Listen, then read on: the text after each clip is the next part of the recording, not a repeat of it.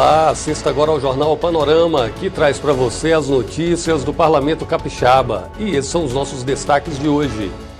Prestação de contas do governo teve como foco a resposta do Estado ao caos sanitário provocado pelo coronavírus. Deputados cobraram do governador obras, serviços e também recursos para várias áreas do Estado. O governador convidou a sociedade para um mutirão de enfrentamento às perdas sofridas pelos estudantes e as classes mais pobres.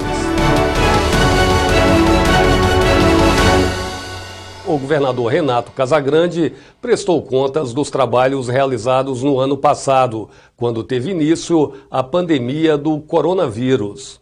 A Assembleia Legislativa recebeu o governador do Estado, Renato Casagrande, para a prestação de contas anual prevista na Constituição do Estado. O governador teve 30 minutos para apresentar o relatório de gestão de 2020.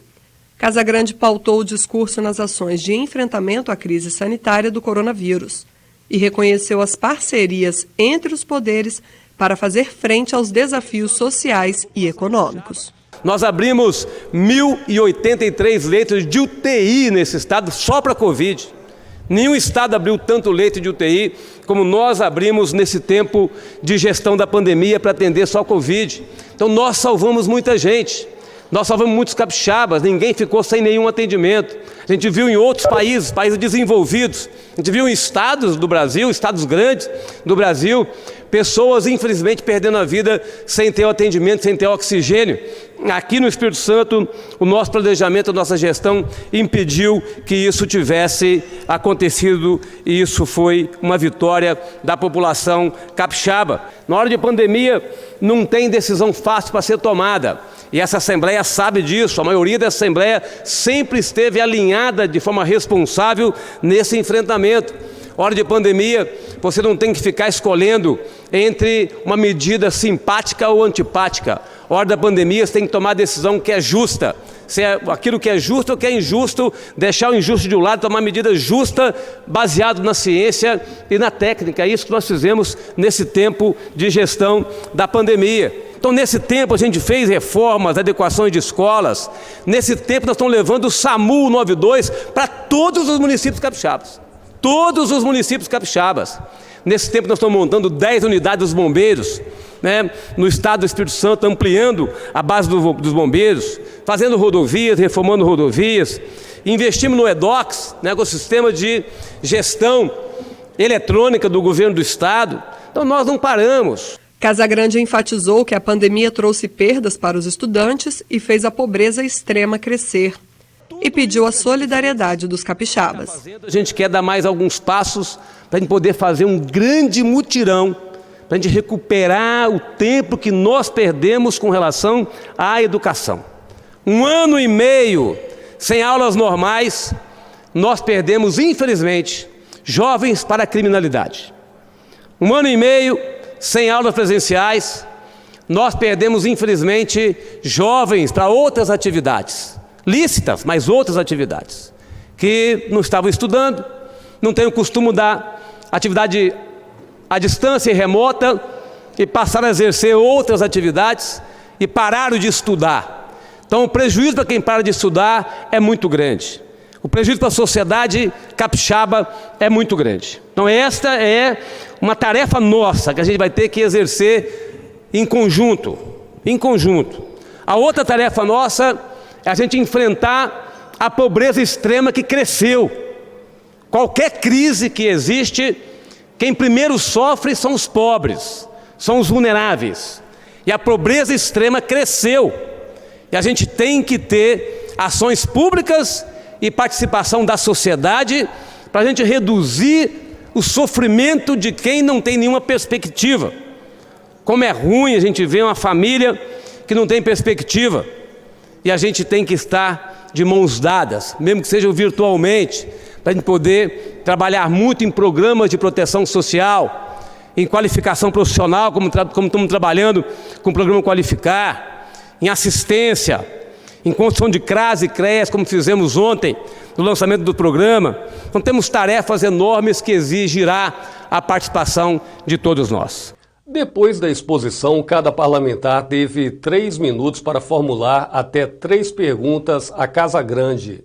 O primeiro a fazer perguntas ao governador foi o deputado Adilson Espíndola. Ele questionou melhorias para a telefonia rural. Telefonia móvel, infelizmente, não tem nenhuma empresa que quer fazer mais.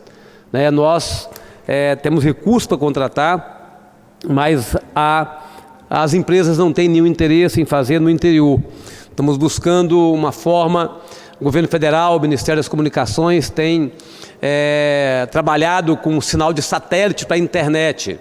E nós estamos trabalhando também com internet rural, modelo de internet rural. Agora, telefonia mesmo, como a gente fez no governo passado, como o governo anterior ao meu, do governador Paulo Artung, fez em algumas comunidades, nós não temos nenhuma possibilidade neste momento por desinteresse efetivo de todas as empresas. Bruno Lamas focou na educação e perguntou sobre a previsão de plano de carreira para professores.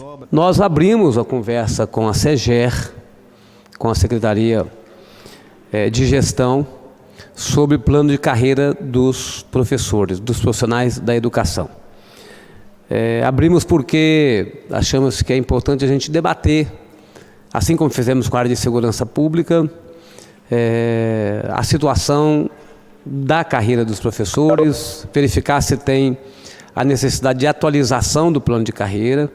Atualizar um plano de carreira pode não ser o único objetivo aumentar salário, mas se você atualizar o plano, acho que é fundamental, e a gente abriu essa conversa através da Secretaria de Educação com os professores. E Majeski perguntou sobre a oferta de ensino noturno para reverter os altos índices de jovens fora da escola. Tínhamos, sim, intenção de avançar com relação à abertura do ensino regular noturno em diversos municípios que têm demanda, por exemplo, Cariacica tem demanda, mas a pandemia atrasou a implementação de ações nessa área. Ferraço pediu previsão de pagamento de precatórios, especialmente dos professores. Estamos acompanhando um trabalho feito pelo Tribunal de Justiça, que envolveu o Tribunal de Contas e agora a PGE. A PGE está fazendo a seleção de contadores para fazer o cálculo de precatórios, porque a modelagem estabelecida pelo Conselho Nacional de Justiça, pela Corregedoria do Conselho Nacional de Justiça, estabelece um mecanismo de cálculo desses precatórios. Os precatórios, então, não podem ser pagos enquanto não tiver esse recálculo, e esse recálculo está sendo agora preparado para ser feito. Nem eu tenho muito interesse em resolver a questão dos precatórios, da trimestralidade, porque no meu governo passado eu resolvi todos os outros precatórios. Capitão Assunção, Torino e Carlos Von questionaram valores de investimentos anunciados pelo Estado e emendas parlamentares não pagas. Questionaram também denúncias de compras de álcool e também de desmatamento. Nós estamos no estado reconhecido pela Fundação SOS Mata Atlântica como estado sem desmatamento. Tivemos desmatamento zero, historicamente no estado do Espírito Santo. Temos um programa chamado Programa Reflorestar, que é um programa que já recompôs 10 mil hectares de floresta no estado do Espírito Santo, através do pagamento de serviços ambientais, das parcerias com os proprietários, pequenos proprietários desse estado. E com relação às denúncias de corrupção, acho que o parlamentar tem obrigação, se tiver informação clara de que tem algum desvio em algum órgão, tem que denunciar. Tem Ministério Público, tem diversos órgãos de controle, tá certo? Ministério Público Federal, Estadual, Defensoria, tem que denunciar, tá certo? Até agora o que eu vi foram fake news. Foram falsas notícias em torno de temas que não se comprovaram efetivamente como verdadeiros, mas eu estou inteiramente à disposição, inclusive eu estou à sua disposição, se você quiser concretamente me apresentar alguma denúncia concreta que não seja nenhuma fake news, nenhuma tentativa de desgaste do governo, estou inteiramente à disposição, porque ninguém mais do que eu quer que as coisas andem corretas no governo, elas até agora têm andado da forma como eu desejo. Segurança também foi abordada por vários deputados. Pastor Mansur, Capitão Assunção e Quintino pediram recomposição salarial da Polícia Militar e ampliação da margem de promoção para sargentos. Nós fizemos, de fato, a política de reajuste. temos um compromisso com o reajuste anual. Não podemos dar pela Lei 173, né, do Governo Federal, do Congresso Nacional e do Governo Federal. E vamos ter que chegar no ano que vem e fazer essa conversa, ver o que a gente pode fazer com esses 2 anos que nós fomos impedidos de conceder, ver o que a gente pode fazer, tá certo? A gente pode conversar isso a partir do ano que vem, para ver o que é que a gente pode estruturar e o que cabe efetivamente dentro do Caixa, dentro da conversa que nós tivemos, né, com as entidades, que eu quero aqui cumprimentar todas as entidades das forças policiais do Estado do Espírito Santo. E o delegado Danilo Baiense reclamou das baixas no efetivo, salários e estrutura das delegacias da Polícia Civil. Nós estamos, de um lado, numa frente de trabalho, ampliando o efetivo. Na outra frente de trabalho, nós estamos investindo em tecnologia, porque acho que isso é fundamental neste momento, porque se a gente puder investir na tecnologia, a gente potencializa o trabalho do policial. E a gente pode, inclusive, abrir algumas delegacias dessas regionais, né, nesse trabalho, como resultado dessas 2 frentes de trabalho.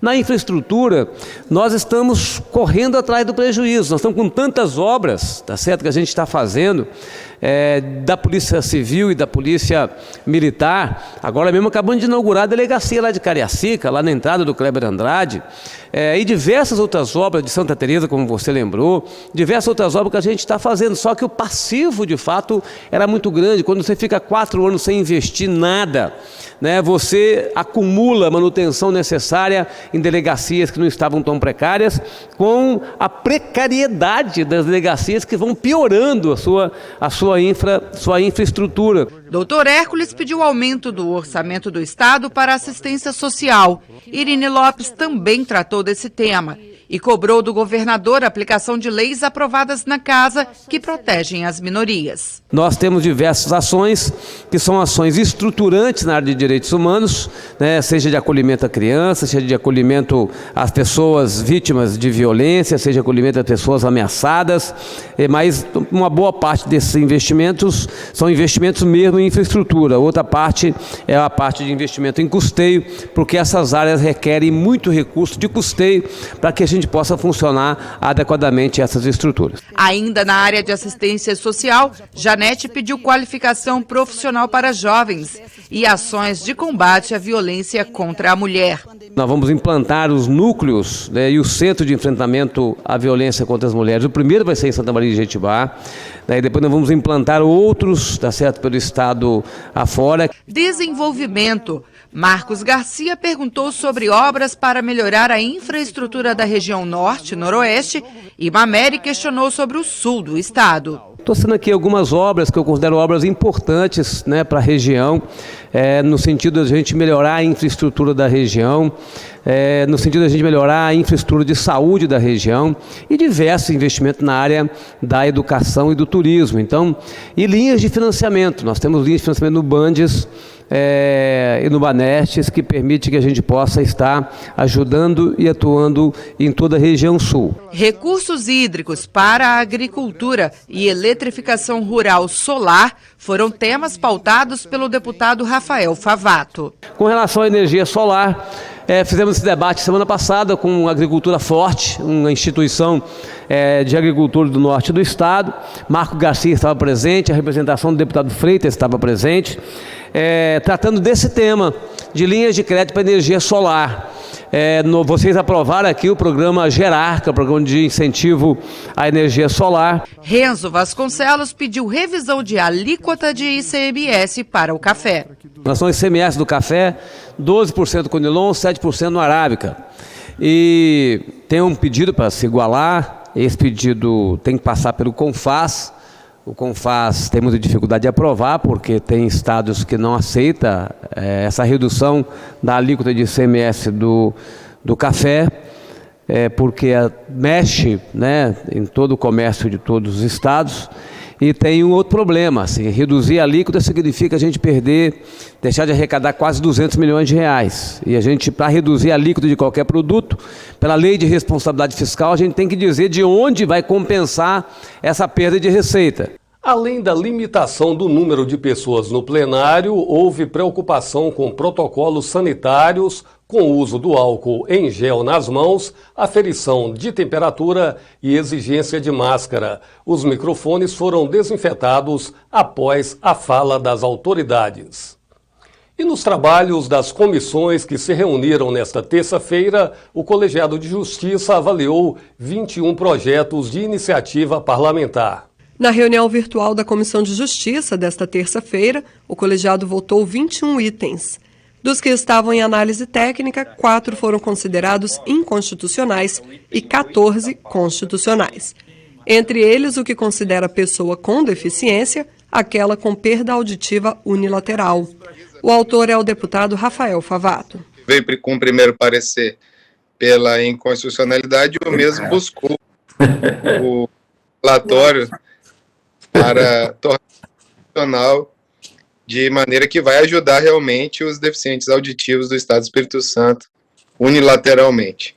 Os parlamentares aprovaram uma redação final e, entre os projetos que receberam despacho denegatório da mesa diretora, um foi mantido e outro rejeitado. O projeto que dispõe sobre protocolos de segurança para transporte de aplicativo em casos de doenças infecto-contagiosas, surtos, pandemias e epidemias continua a tramitar na Casa. A relatora foi a deputada Janete de Sá. Esse projeto prevê, ele se resume em exigir das operadoras de transportes privados que atuam por aplicativos que elas criem e divulguem protocolos de segurança em saúde. Entendo que a criação e divulgação desse protocolo, contendo orientações relacionadas à proteção à saúde do passageiro e do motorista em caso de surtos de doenças infecto-contagiosas, como, por exemplo, a que estamos passando agora com o problema da pandemia de coronavírus, terá uma função preventiva muito boa, visando evitar a disseminação de contágio dessas doenças. Entendo que estamos tratando de proteger o consumidor. E o panorama de hoje vai ficando por aqui. A gente aproveita para lembrar que, como disse o governador, a pandemia não acabou. Depois da vacina contra a Covid, a melhor proteção é o uso da máscara. Cuide-se. TV Assembleia agora mais perto de você no canal 3.2.